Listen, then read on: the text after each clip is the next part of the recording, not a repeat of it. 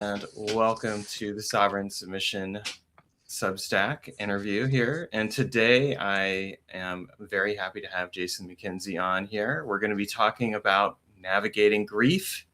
So, Jason, please introduce yourself. Tell us a little bit about who you are and what you do. Yeah, thanks for having me. I appreciate being here.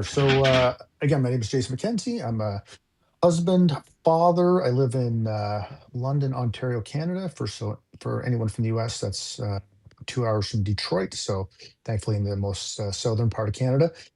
Um, and I write on Substack at Man Down, and I write about grief and a lot of the lessons I've learned through navigating grief. And so, lost my first wife, Cindy, to suicide, and then I lost. That was in 2010, just about 16 years ago. Just the anniversary was a few days ago, and then my our daughter, Chloe, was 19, and she died in a car accident about 3 years ago.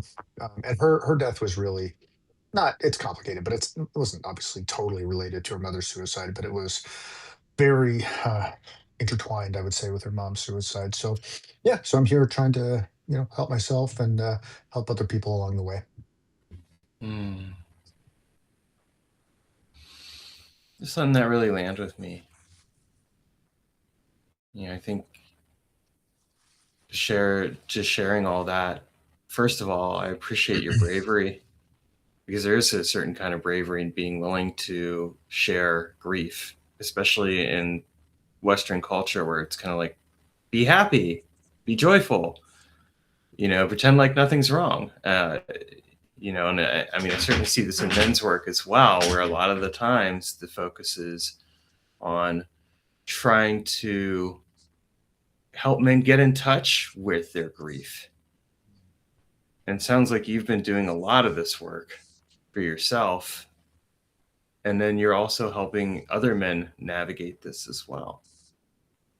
Yeah, well, it's I think what's interesting in my story is I can relate to exactly what you just said. When my wife took her own life, I basically drank myself silly for almost 5 years after her death because I think pretty typically thought grief was just something weak people did, and I had two kids to raise. I saw myself as a strong person and I had a life to get on with rebuilding. And I can remember driving off the like off the property of the cemetery after Cindy's funeral, thinking that exact thing. Okay, that chapter's over. It's time to move on. And, but I drank I drank really every day for the next four and a half, roughly 4.5 years. And it never crossed my mind a single time that those two things were related to each other, which actually sounds crazy to like as I reflect back on it, but I think it's pretty common, because I've done a lot of work with men, not just about grief, but dealing with mental health issues and the an addiction, and the pattern is always some version of the same thing. There's some unresolved, painful thing that happened, at some point in the past, often in the distant past.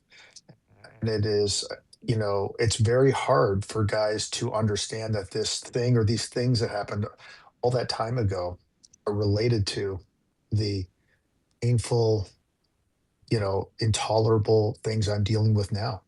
It's really hard to make that connection and see that it's like really a through line that connects the past and the present. And so for me, when I finally stopped drinking, it was, just kind of sort of a rock bottom moment.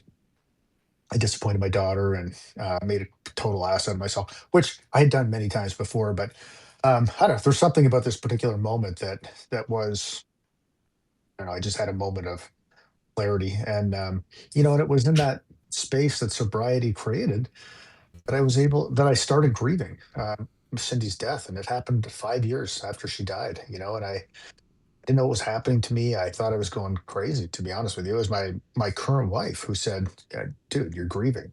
And I remember thinking, God, that sounds like it could be true. And um, I just think that, in that, I remember thinking to myself, like, when you're struggling, even though logically you probably like logically we know we all struggle with things and there's lots of people who are in really tough spots. But I think when we struggling, it's also the loneliest place in the world.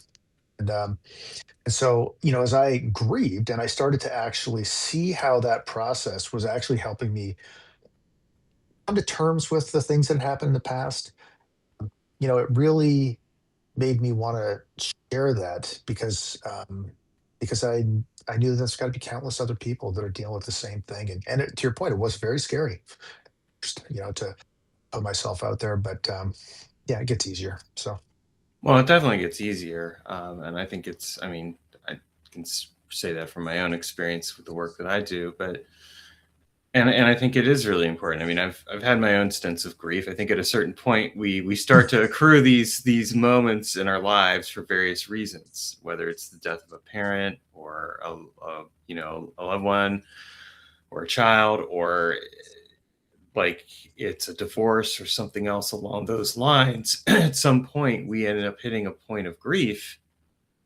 and it's what we do with it. And to your point, I had my own experiences around this, and just like you said, like I numbed out in my own way. For me, it was a rebound relationship with somebody where I ended up basically, yeah, drinking a lot for a while, and eventually came to my senses when I saw like this isn't really working. This is actually just putting me into a really bad place and into another relationship. And it was when I got out of that relationship that the grief around my divorce fully hit me. And I had to spend some time necessarily sitting with it and working with it. And one of the best choices I made was it was like, all right, I'm not getting into another relationship. I'm going to figure myself out because I don't know myself. And this is part of this. It's so evident to me that there's part of this here because if I knew myself, I wouldn't be going and doing this. yeah, I think it's a great insight, and it takes. I think some people never get there to figuring that out, and I think a lot of times, it takes a shockingly long time to realize that what we're doing is not serving us, and the courage to do something different. So, um, yeah, no, kudos to you for being able to see that and try something new. It's a hard pattern to break out of. Well, and so when you're working with other men, what's some of the ways that you work with them to help them start to see that pattern and recognize it so that they can break out of it? Or do you find that they've come to you when they've kind of hit that point of realization and they're like, "Oh, yeah, I've hit bottom here." Because this is what I found with men's work in general is that men typically seem to need to hit bottom before they can actually go and do the work they need to do. Mm. Yeah, it's interesting. I mean, I guess it depends on the context of the work I do. So I run a business where we coach. So I've been working with dads, especially for about 10 years, and the business that we run is a mastermind program for dads who own businesses. We teach them skills on how to be better husbands, fathers, and business owners. And so that's one context. But I think that when it comes to grief, I think that so much of what we do. So, first of all, I don't work with men in the immediate aftermath of Okay. grief. It's too intense, man. And Yeah. it's just what I'm really fascinated about. And I do a lot of executive coaching and leadership development, and I'm really fascinated, just generally speaking, at like sort of a meta level with what makes change possible and like lasting change possible, but also what makes it so hard. And I think that so much of what makes change so even like so say somebody's, for example, suffered a devastating loss and it's a year, 2 years, 5 years later, and they can't move forward. They just feel like stuck. They're in these patterns they know they should break out of. We have this self-protective mechanism that keeps it is beautifully designed to protect us from emotional risk, but also keep us stuck. So let's say for example you have a guy who's ready to move re-engage in his life and his relationships while carrying the loss forward. Okay, so the question is, okay, so what are you doing that's actually working against that right now? And what you find out is, so you might say, well, you know uh, I shut down whenever somebody asks me about the person I lost. But really, okay, that's it. So that's interesting. So what do you think causes you to do that? And underneath it, there's a self-protection system that is protecting you from risk. So, it's really about, well, imagine yourself like just being open about how you're feeling. Like, what's like the worst thing you could imagine happening there? And you're like, well, I imagine myself opening up and then just completely falling apart and, scaring the shit out of my kids if they see me and then like them being worried about their dad. Okay, well, what would you actually have to believe to justify that worry? And so we start to unpack like these core assumptions that form the basis of this operating system. And a belief might be, I believe that I assume that if my kids, if my kids see me like out, like not in control of my emotions, it will cause them harm, like more harm than they've already experienced. Say they lost their mom or something. Okay, well, if that's what you believe and it justifies the worry, then your self-protective behavior about not opening up in front of your kids, like it makes perfect sense. It's designed to protect you from a risk that's you might not even be like a worry that you might not even be aware you actually have.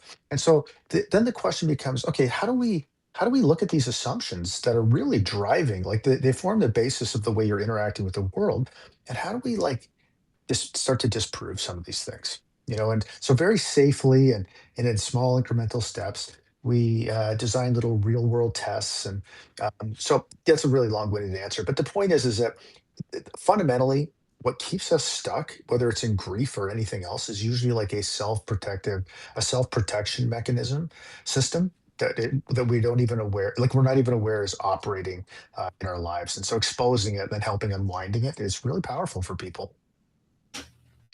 Yeah.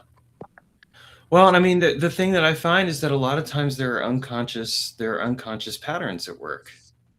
Well, and with any area of life where there's a potential, whether it's around grief or other behaviors, there's usually an unconscious power dynamic at work Mhm. where it's kind of like, all right, here's this unconscious operating system. It's going to go through and do things. I mean, as much as I think people like to convince themselves that they're consciously aware and making choices from a place of like every choice I make, I know what I'm doing. I found that a lot of the time that's simply not the case. I totally agree with you. And it's really the difference. So I like the paradigm I like to think about it is like the difference between sort of subject and object. So, you know, you're right in the sense. I totally agree with you. I see this constantly. Is we are all subject to these assumptions, that we hold about ourselves and about the world that are guiding our behavior. Like some of them we're aware of, many of them we are not. And so when we're not aware of them, so we are subject to them. They basically got it. They got us by the throat, or they got us by the back of the neck, and they're leading us around. When you shine a light on them and you can help somebody see them and examine them, you take them from being like something you're a subject to, and you create space between them, and you turn them into an object where you can actually like look at them and say, "Oh, like this is like a really powerful assumption I hold, and is it true? Where did it come from? Am I the same person like maybe this assumption served me in some way when I was a kid? Like, am I that same person as I was when I developed this assumption?"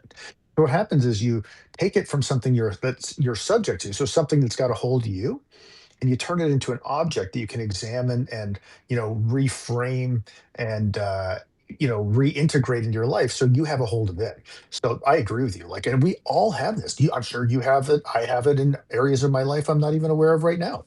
you know Oh yeah, no, I mean I'm actually sitting with a realization I had this morning. So right, right.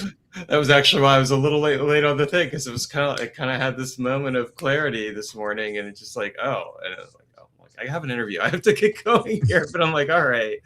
So I mean I think it's one of those cases where it's like you when we can suddenly get that kind of distance and it's like oh suddenly I see myself in a different light and I understand why and Mm. what's been going on here and what the operating principle is. Well, now I get Yeah, the chance to change that. And whether I change it or not, of course, is up to me because that's where the conscious awareness and presence comes into play. Oh, like now I know. Okay, so what am I going to do now about it? that's right. And I think one of the traps that grieving, especially grieving men, get into is this. I like it's a like a loyalty trap. So, when the person they love dies, they basically plant a flag in the ground at that moment and they stand guard at it. It's like, so, as long as I'm not like my my loyalty to the person I lost, because they might feel responsible in some way. I mean, especially if a parent, I think it's such a common thing for anybody that loses someone to feel responsible, at least somewhat responsible, have some level of guilt. "Oh, I should have said this. I could have done this differently." Like as we reflect back at the million interactions we have with the people in our lives. I mean, there's infinite opportunity. Like there's infinite ways we could have handled things differently, right? So we plant a flag there and we say, my still being in pain is a representation of the loyalty I have to this person. If I move forward in my life, that's a betrayal of that person. And so I am going to, almost like the tomb of the unknown soldier, I'm going to stand guard here. And it does not a single thing to bring them back, obviously. And it does everything to stop you moving forward, because moving forward doesn't mean you're not experiencing pain. Like, come on, man. Like, if you lost someone, you lost a kid, look, I'll be a grieving dad for the rest of my life. Right? But it's not the only thing I'll be. Like, I'm a husband, I'm a father, I'm an entrepreneur, I'm a writer. Like, I, you know, I try to be a kind person. Like, I have all these different interests, these ways I interact with the world, and I'm a grieving father. But I don't have to be only a grieving father to be loyal, or grieving husband and grieving father to be loyal to the people I lost. I think the way I choose to do that is by creating meaning and trying to do the best I can to honor their lives and their memories by being useful to other people. But it's like just this past weekend. I mean, it was a really difficult weekend for me. I was exhausted. I was just deep in grief, like basically Saturday and Sunday. And these things happen, and I feel better today, and that's great. So the waves of grief always pass. But I guess the point I'm trying to make is that, we don't do, we can, especially guys, can really have a misguided sense of loyalty that keeps them stuck, in a past that they can't move forward from. What so I mean, I think we kind of spoken to it, but what do you think is at the root of that loyalty? Is it a fear of moving on? Is it kind of a thing of like, if I do this, I betray her, and on some level, or him, or whoever, but on some level, this person's going to know, even though they've passed on, but they're going to know, or this is going to haunt me in some way.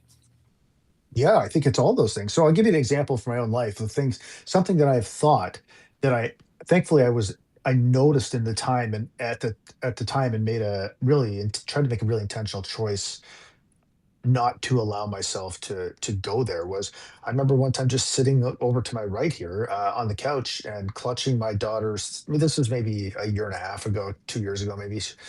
I mean, clutching her urn to my chest, just bawling my head off, man, just uncontrollably sobbing. And I remember thinking, hope that if she's looking down on me, that she can see this, so she knows how much I love her. And I'm Mm. like, and I remember thinking afterwards, I remember like, dude, that's crazy, man. You know what I mean? Like that's that's man, that is the door. It's funny that I think, like, as we navigate our lives, the door to victimhood is always wide open. It's always, but when you have, like, suffer like a really devastating loss, or like a really, impactful trauma. I mean, it's almost like, what is it, like Homer in the Odyssey with the sirens or whatever that are calling him, those, like calling the ships to the shore where they all die on the rocks or whatever. Like the door to victimhood is wide open, and when you've suffered a really difficult experience, it's pretty tempting, man, and very easy to just walk through it without even realizing it. So, that moment afterwards, I was sitting there, I'm like, you get it. That's not the way. That's not the way to stay connected to Chloe, man. You know? I think, yeah, I hear you on that. I think something else that also kind of stands out with me, and it was something kind of from your story earlier, like when you were driving away from your wife's funeral. It's like there's this idea that grief, that at some point there's a stopping point on grief, but it's like the other day, and I've been divorced now for almost 5 years. I was meditating and I had this moment where I ended up like coming out of it, and I'm like, I was like saying, to my ex-wife, she's obviously not there, but I'm like, I'm so sorry. Mm. I'm so sorry for the things that I did. Mhm. And there was that moment of grief. And I don't know if I'll always end up grieving that divorce. It's a bit different than, you know, the death of somebody. But I do know that at least for as long as it needs to happen, there will be those moments. And I think just normalizing that it is okay to have those moments, those experiences of grief around whatever it is that you're grieving is really important. That it's not a one and done type of situation. I totally agree. And I think at the same time, yeah, and so yes, and whatever that looks like is completely unique to whoever's experiencing it, and there's no right or wrong a length of time or whatever. Um and at the same time, I think it's perfectly normal, like another something else to normalize is that it absolutely sucks, man. Like so, there's times where let's say like just even on this weekend, I'm like I can allow myself to sit with it and you know like just allow the wave of grief to wash over me, but it's like there's nothing enjoyable about it. And there's like and part of I think part of it is it will pass, but it'll happen again too, and you don't know when, right? So it's I think it's also okay just to realize that like you can get very, very, very tired of it and frustrated and like, why do I have to keep experiencing this? And I hate this and blah, blah, blah. Then that's okay. The main thing is that you don't, uh, you know, cope, like you turn to coping mechanisms to help you avoid it because as painful as it can be, and I'll be honest, man, like my daughter's death is much more. I mean, my wife's death was painful. My daughter's death is much more. Just for me personally, it's just much more. It's just it's been horrific, but but at the same time, it will not kill me, man. Like it's as intolerable as it can feel. It won't kill me. However, I know that the things that I need to do to avoid it, those probably will. I've tried that approach. It doesn't work. So yeah. There's a certain reality where in being able to face what we're dealing with, we also face ourselves. And so in That's right. facing ourselves, we move forward. I mean, that's the bravery. That was the thing that the realization I came to a few years ago, where I'm like, I have to move forward. And I made whatever choices were made. And it's kind of interesting too, because my dad passed in a while back as well, like Mm, in 2019. So, I mean, I've had moments of grief around that, but also I kind of came to the realization like, whatever I wanted to do in regards to him, the best way I could do it was to move forward. And that didn't mean that I didn't carry the grief or that I didn't carry my memories of him, but that I could change my relationship with myself as a result of what that grief showed me. mm, It yeah. became a sacred mirror. What do you think it was that allowed you to get to so after your divorce and you kind of had this moment or maybe it was a series of moments where you realized I got to move forward or maybe even with your dad like do you have a sense of what it was about that particular moment that led to that realization? Well, when I got out of my divorce, I kind of had a real one of the things I promised myself is I wasn't going to make the mistakes that I'd made in that divorce again. Mm, And so I was already on this road of trying to change who I was. But I got into this rebound relationship like a couple months after because I wasn't comfortable with the pain I was sitting with. But that relationship was very volatile. mm, And after I broke up with that person, for I think the second or third time, I was laying there in my bed. And the realization I had is like, I don't know myself as a man. I don't know what it means to be a man. And the model that I had for my masculinity was my dad, and that wasn't a healthy thing either. And I came away with the realization that basically the rebound relationship I was basically dating my dad. mm.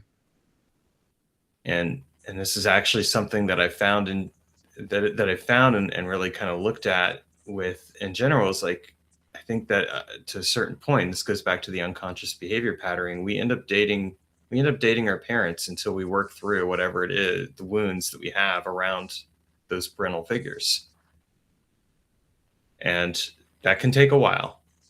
So being in a fully conscious relationship with somebody doesn't really start to happen until it's like, oh, I've separated out the the parental wounds and the wounds around the feminine and the masculine. So that was the start of my journey around that. And I ended up taking like buying a course on breakups because it was like, I don't know how to handle breakups and divorces. I need some help here. But I'm glad I did, because that's what led me to men's work. And it was just kind of this continuing series. And what I ultimately came away with that was really important was realizing I'm not alone, that there are a lot of other men out there who are hurting and don't know how to relate to this stuff. And I'm not, and I mean, in all honesty, I think like with grief and stuff, let's just say people in general. But for me in particular, it was honing in on, here's these specific experiences that I'm having. I'm not unique. Okay. Well, now what can I do to move forward on that? Because I want to change my relationship with these patterns, and I can't do that by doing the same old thing. Yeah, man, that's amazing. I think it's great that you got to that point. I'm curious, when you had that realization, like, okay, I don't know what it means to be a man. Did that like was that? I mean, I'm sure it was a combination of everything, but was it like, did that feel liberating? Did that feel like terrifying? Like, oh my God, what do I do now? Like, what was that like? It's terrifying. I had, for a long time, hated myself for being a man because that Mm, was something I learned from my stepmom. I didn't realize that until, again, until I did all this work. But it was a very interesting realization that helped me to see, like, oh, this is something I don't care for about myself. I need to change my relationship with it. And that meant changing my relationship with my dad, but my dad was already dead. mm, mm, So I didn't even it wasn't like I could go and talk to him and say, like, these are the things. So I had to do that work without him. And yet it was an invitation. It's like, it's time to step out of the shadow of this person who isn't even here anymore. And I think that that's kind of one of the opportunities of grief, because I ended up really getting the chance to do a lot of grieving. I mean, I would say from like 2017 on until about 2024 is what I would call my period of wintering. mm. And if I don't know if you're familiar with the term wintering, but it's there was this really good book about it that this woman wrote, just called Wintering, and she talks about like this experience of grief. And I ended up actually writing a book called Inner Alchemy of Wintering, where I explored some of just like kind of the spiritual processes around this, because it's like this experience of where there's a season for grief, there's a season for these things. And it was the grief itself that gave me the fire ultimately to change my life. Because in sitting in that grief, I was finally able to grieve all the things about my childhood and my earlier experiences and my relationships that I had been basically pushing down and avoiding.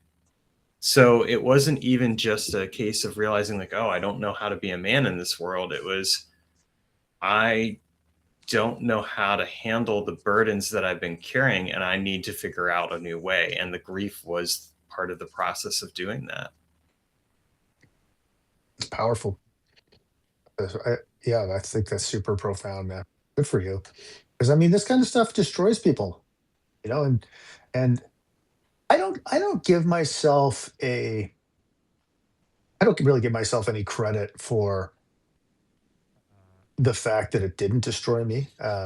Like I think of so many times where, you know, I think we're all on the so much closer to the razor's edge than we like to believe. And a couple decisions I've made many horrible decisions in my life, and if some of them had turned out differently, I could find myself in a very different situation. And even with the like stopping drinking, like sometimes people. So it's been about 12 years, and people will say, I mean, people, especially people who are maybe still struggling with it, will say, "Oh, like, oh, how did you do that? You're so strong." And I'm like, "No, that's not it. I just, for whatever reason, I had this like, because I tried to quit 50 million times before the last time and failed every time. And and I just had this moment of clarity. And I've never wanted to drink since. Why? I don't know. So it hasn't even required strength. It's just I feel just so fortunate that that was the case, and that I haven't been well, like white knuckling it every, for 12 years. But yeah, I find like those moments of epiphanies or insights, like that are like life-changing insights. I just find those moments and how people experience them and like sort of what leads up to them just super fascinating. Well, it is. And I mean, I think that you hit on something really important there, which is like we are all just a decision away from Ugh. possibly having our worst day or whatever else. And it's how we resource ourselves. Like that was the thing that kind of stood out to me is that when I had this realization, I was living in a town where I didn't really know anybody. I was working a day job and I was driving at night doing door dashing. So I was just working all the time, and that wasn't really much of a life. And Mm. it's when I started to reach out and develop community connections and things like that that it changed. And the interesting thing now is that I can kind of look and say like, yeah, I could have something happen, but now I have people I can turn and talk with, and connect with, and that makes the biggest difference. Like there's this very really interesting terminal point where it's kind of like, okay, we can either let our habits destroy us or we can let our habits build us, and we could also necessarily need to turn toward other people. Oh, I totally agree, man. You know, because I think when I was going through, after my wife's suicide, I mean, I, I my main thing was making it look like I had my shit together. Like, so, really hiding, like nobody knew how much I was drinking. Not even my wife knew how much I was drinking, like I was just living basically a lie, trying desperately to make it look like I had a handle on things because after, it wasn't just my wife's death. Like it was the 5 years leading up to it that were just a nightmare. Like she was a cop and she ended up in homeless shelters and like locked psych wards and electroshock therapy and rehab. And like, so it was a nightmare. I started drinking during that time, trying to raise two little girls. And, you know, even though I felt like I was falling apart, it really mattered. It didn't even matter that it was true.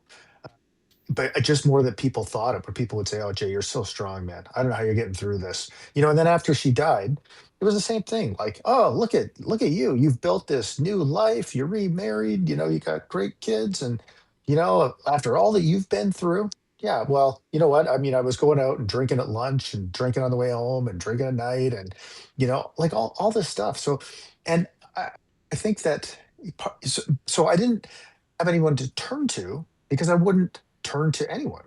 Like I mean, and with my daughter's death, I mean, my wife's death, like ultimately after I stopped drinking, like it set my life down a very different trajectory. Like we would never be talking right now if that had not happened. And so there was like a lot of beautiful gifts that came from that tragedy. And one of those things was getting involved in doing work and meeting an incredible group of guys and going to business with them and having like a band of brothers that I can turn to.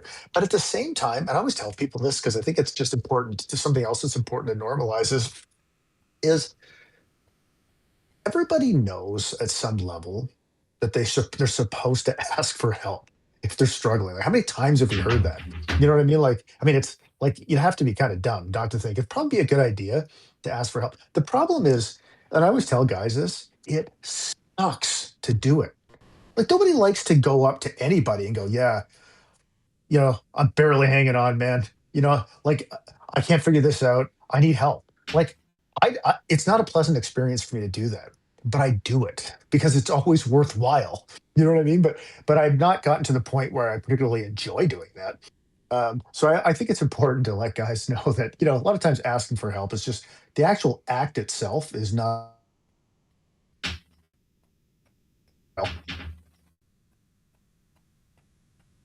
It's like you froze up there for a moment. I heard the actual act of asking for help is, and then I didn't hear the rest of it. Yeah, it's not an overly pleasant experience, but Right. do it anyway because it's worth the result is worthwhile. Well, and it gets easier. Mhm. The more we exercise that muscle, so to speak, it gets easier. For me, one of the ways that I did this is that I started with something small. Like I would go into a grocery store and I needed to find something, and I'd walk up to a clerk and ask them, like, where's this thing? Because that's something that so many people don't do, and that they're Mhm. there working, of course they know where it is, so why spend 15, 20 minutes or longer trying to find something when you can just ask somebody to show you where it is? So it's like, even if that's like the muscle that you need to exercise, like start with something small. But that's a great way to do it, because the fact is, like, if we ask for what we want or we need, the worst that we're going to get is a no. And no's aren't the end of the world. It just means no.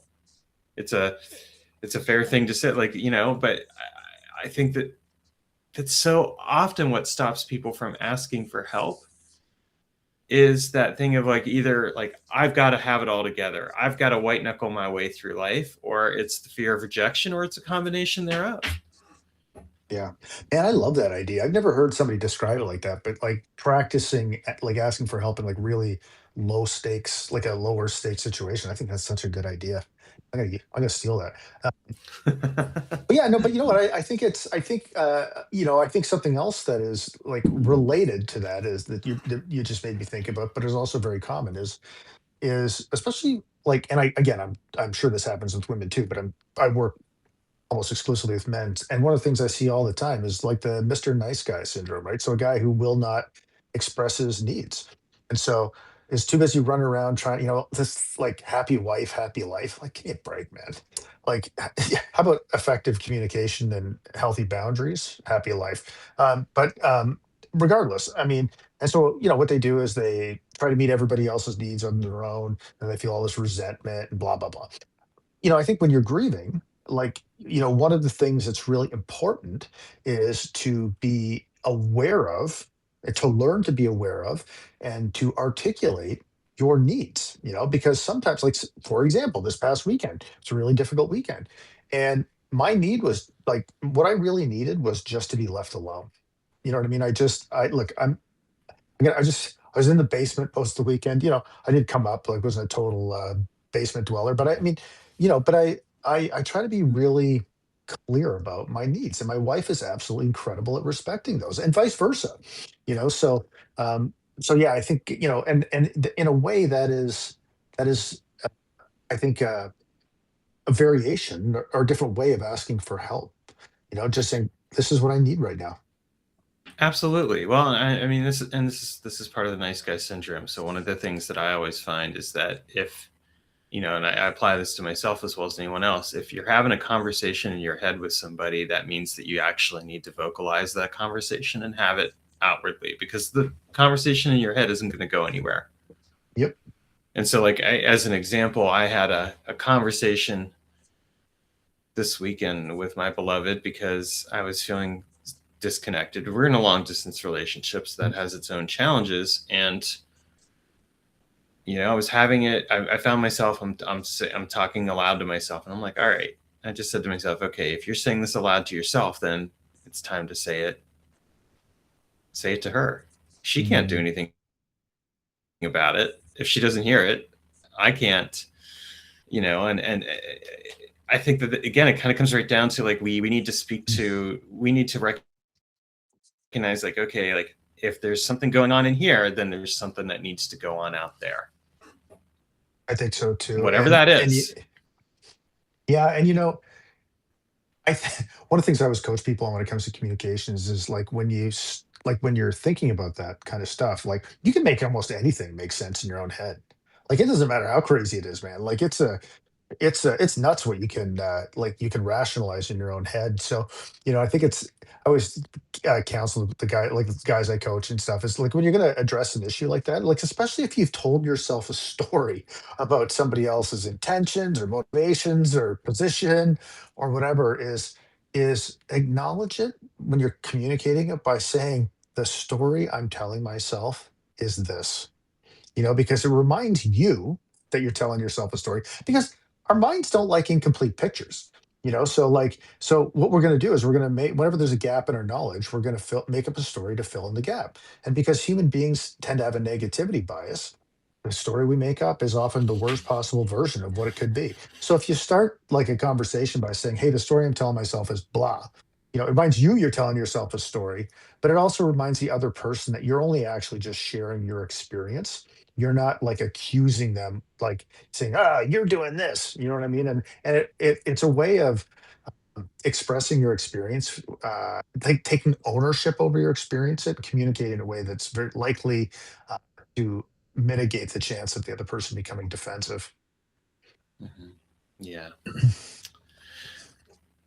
So I want to wrap up here. First, I'd love to hear from you, like where people can find out more about you and how they can contact you if they want to work with you in regards Yeah, to grief work or anything else along those lines. yeah, for sure. So, I mean, the best place is to go to mandown.tools, and that will actually just take you right to my Substack. And so there's a lot of writing. I have like a lot of free guides on there for men and leaders related to grief, and just a place to really share a lot of the work I put in the world. And there's a tab on there about working with me, and then I have a TikTok. It's jason.s.mckenzie, and if you look up Jason MacKenzie on most of the socials, you can find me there. Okay, and then the final thing I would ask is if you can share a final word or phrase of wisdom that we can carry with us it forward into the day. Ooh, yes.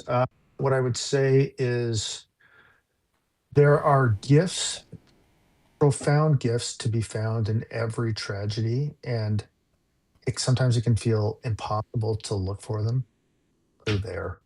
And part of the healing process is looking for them, finding them, and integrating them into your life after the loss you've experienced.